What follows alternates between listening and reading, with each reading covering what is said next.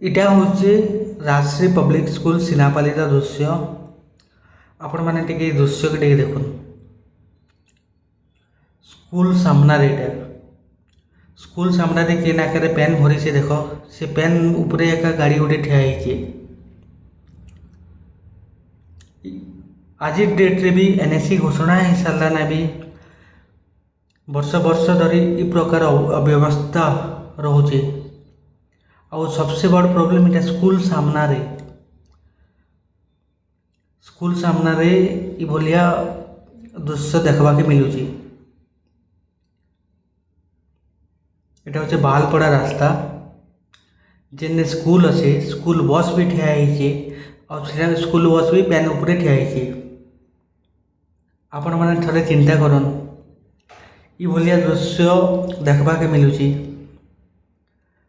लोग पहा दी जदि आगे बढ़वा बेले भी जगह नहीं ना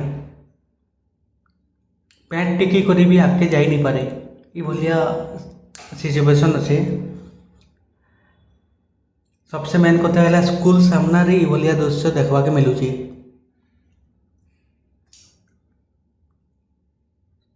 स्कूल गाड़ी माने भी पेन उपरे ठिया है बाकी लोग कहवा के काଣା कहबे यार आपण माने थोड़े ये दृश्य देखन और आमर कमेंट सेक्शन रे आपण मान मतामत जरूर जनाबे।